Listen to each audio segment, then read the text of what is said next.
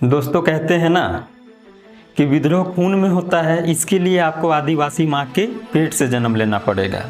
अगर बात करें अंग्रेजी हुकूमत के दमनकारी शासन को समाप्त करने का या अंग्रेजों को खदेड़ के भगाने का, तो शुरुआत हमारे झारखंड में आदिवासी जन क्रांति नेताओं के द्वारा किया गया, जिनमें से बहुत सारे ऐसे नेताएं हैं जिन्होंने इसकी शुरुआत की और अंग्रेजों के दांत खट्टे किए।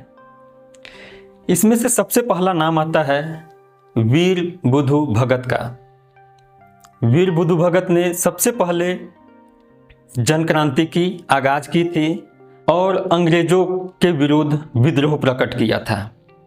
ऐसे ही अन्य बहुत सारे नाम हैं, जैसे बिरसा मुंडा, तिलक मांझी, टाटिया भील, नीलांबर पीतांबर, तेलंगा खड़िया, गया मुंडा, जात्रा भगत, कार्तिक उरांव, ऐसे अनेकों जन क्रांतिकारी नेता हमारे झारखंड से हुए और अंग्रेजों को हमारे देश से बाहर निकालने में, भगाने में अपना महत्वपूर्ण योगदान दिए।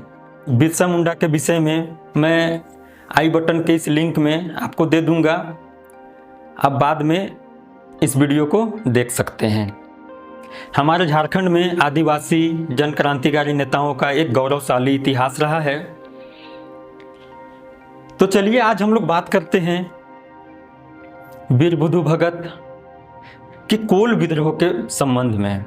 आखिर ये कोल विद्रोह किस लिए किया गया था और कब किया गया था और इसका परिणाम क्या हुआ।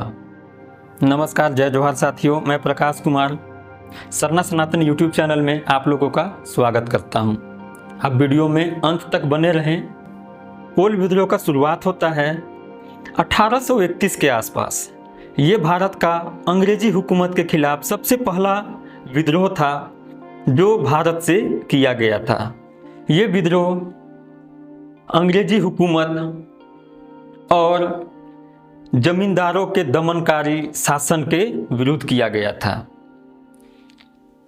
और वीर बुधु भगत के सहयोगियों के द्वारा ये आंदोलन किया गया था। जब बात आती है कोल विद्रोह की, कोल शब्द का मतलब हम लोग सबसे पहले समझ लेते हैं। जैसा कि इतिहास में लिखा गया है या संविधान में लिखा गया है कि कोल एक जनजाति है। साथियों, आप इस भ्रम में बिल्कुल ना रहे। हमारे झारखंड में या हमारे भारत देश में कोल नाम की कोई जनजाति नहीं है। चूंकि अंग्रेज जो थे वे थे गोरे और हम आदिवासी जो झारखंड में या अन्य जगह में रहते हैं, हमारा रंग उनके हिसाब से काफ़ी काला हुआ करता था और कोयला का रंग भी होता है काला, और हमारे झारखंड से कोयला का उत्पादन भी बहुत ज़्यादा हुआ करता था और कोयला का रंग भी था काला। तो अंग्रेज लोग कोयला के भांति आदिवासियों को काला समझते थे। यही कारण है कि उन्होंने हमें कोल नाम से पुकारने लगे और धीरे धीरे ये प्रचलन में आ गया और बाद में कोल एक जनजाति के रूप में प्रकट हुआ।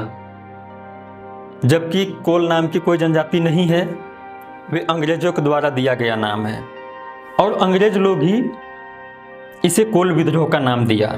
ये वीर बुधु भगत का कोल विद्रोह नहीं था।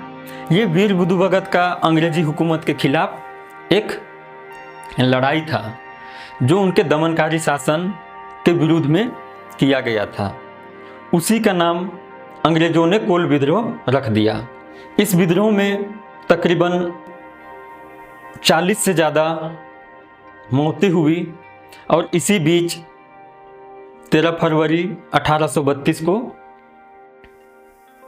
उनके अपने गांव में ही वीर बुधु भगत और उनके दो पुत्र गिरिधर भगत और हलधर भगत की मौत हो जाती है। साथियों, इस कोल विद्रोह को लकड़ा विद्रोह के भी नाम से जाना जाता है। साथियों, इस कोल विद्रोह में मुंडा, उरांव, भूमिज, हो और अन्य आदिवासियों का बहुत महत्वपूर्ण भूमिका था। इस विद्रोह का असर इतना था कि वीर बुधु भगत को पकड़ने के लिए अंग्रेजों द्वारा 1000 रुपये का इनाम भी रखा गया था। ब्रिटिश सेना जो थे वो वीर बुधु भगत के गांव सिलागाई पहुंचे। वीर बुधु भगत एवं उनके अनुयायी तीर, धनुष, कुल्हाड़ी, तलवार के साथ में अंग्रेजी सेना का विरोध किए। और इसमें वीर बुधु भगत का जो मुख्य सहयोगी रहे वो जोवा भगत इस आंदोलन में उनका नेतृत्व भी किया।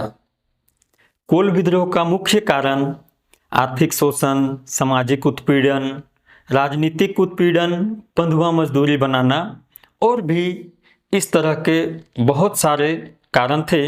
ये जो जनजाति था, कोल जनजाति,